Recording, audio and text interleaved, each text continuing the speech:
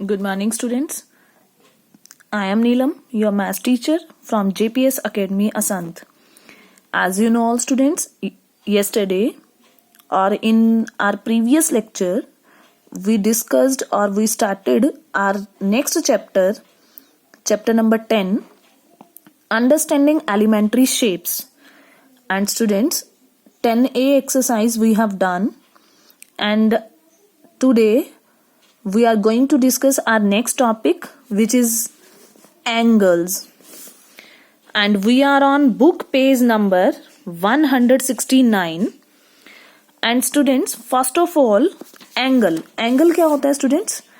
An angle is a figure which is formed by two rays with the same initial point. जब हम two rays को take करते हैं same initial point के साथ OA and OB, then angle will be form. तो उन दोनों के बीच में क्या फॉर्म होता है? Angle.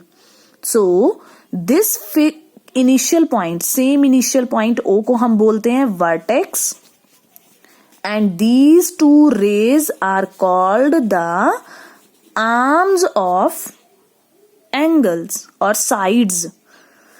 Okay, students. So now, an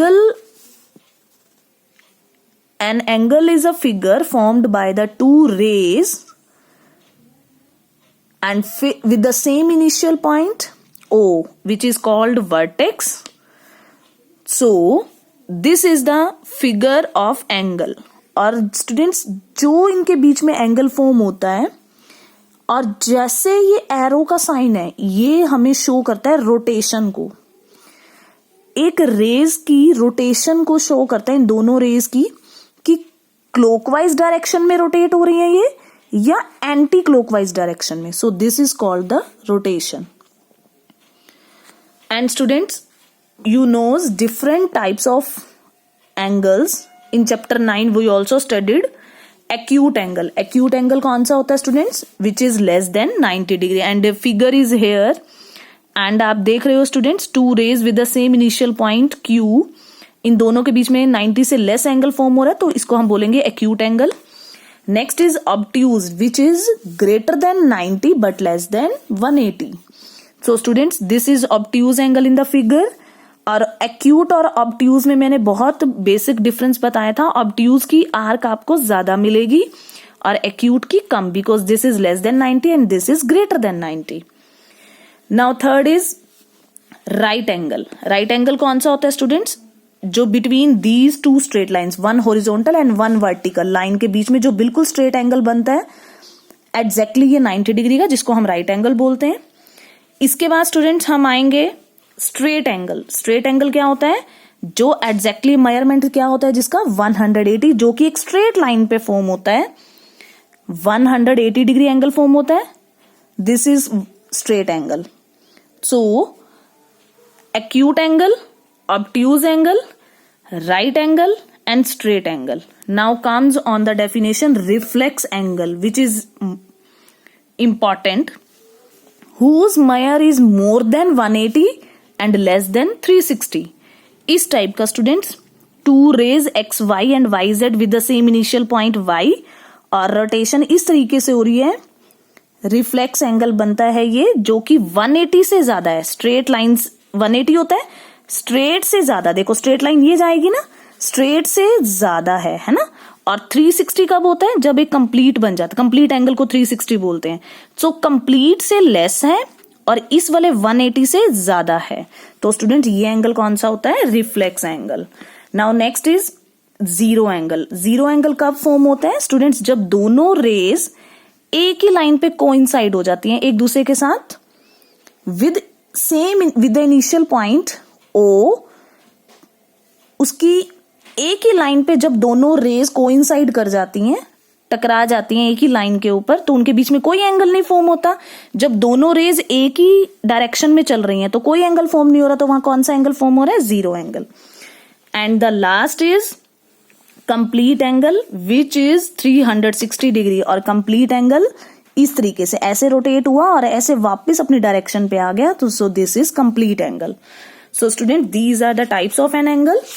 now come on next topic which is comparison of angles. Angles का कंपैरिजन डिस्कस करेंगे स्टूडेंट्स हम. And there are two ways. Comparison of angles किस तरीके से होता है? Number 1 by observation and number 2 by tracing. Students अब आप देख रहे हो कि आपके पास दो एंगल्स टेक किए मैंने, angle AOB and angle XYZ.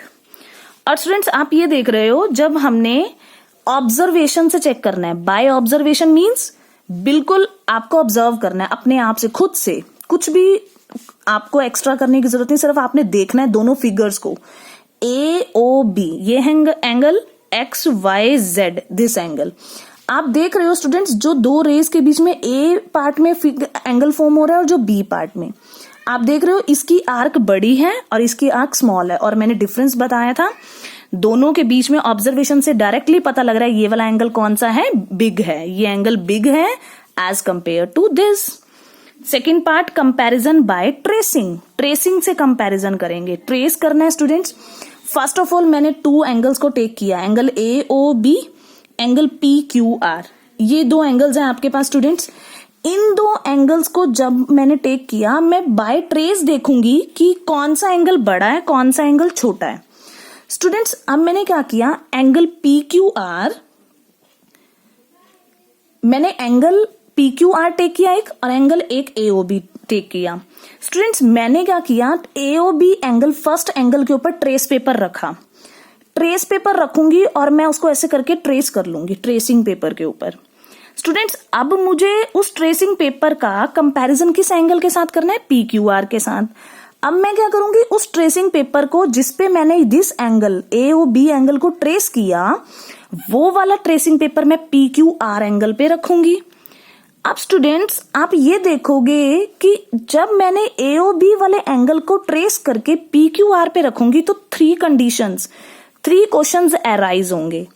या तो जब मैं इसके ऊपर वो ट्रेस पेपर रखूंगी तो हो सकता है AOB वाला एंगल इससे छोटा आ जाए, हो सकता है वो जिसकी ट्रेसिंग हमने की हुई है वो वाला एंगल इसके ऊपर रख रही हूं ना मैं ट्रेसिंग पेपर, तो हो सकता है वो पहले वाला एंगल इससे छोटा आ जाए. सेकंड केस हो सकता है वो वाला एंगल इसी के इक्वल हो जाए.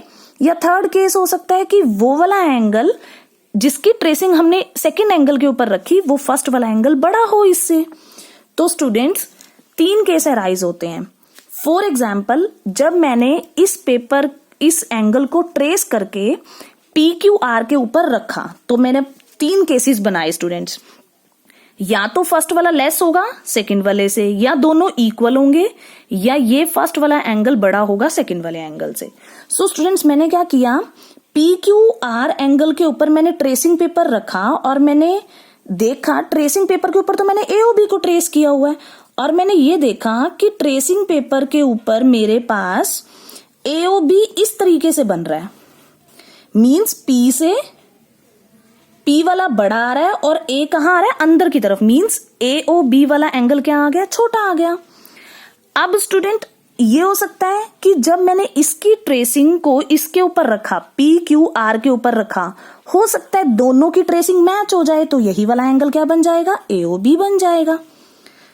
तब हमें कुछ भी करने की जरूरत नहीं होगी. अब थर्ड केस क्या होगा, जब मैंने इस एंगल की ट्रेसिंग पेपर के ऊपर ट्रेस किया और मैं PQR के ऊपर रखूंगी तो हो सकता है कि वो ट्रेसिंग पेपर यहां आ रहा हो और मेरा PQR तो मेरा अंदर आ रहा है. तो मेरे पास AOB एंगल फर्स्ट वाला हो सकता है यहां आ रहा हो, AOB. सो AOB वाला फिर क्या हो जाएगा, बड़ा हो जाएगा. पहले AOB वाला कहां था, अंदर की तरफ बन रहा था, छोटा आ रहा था.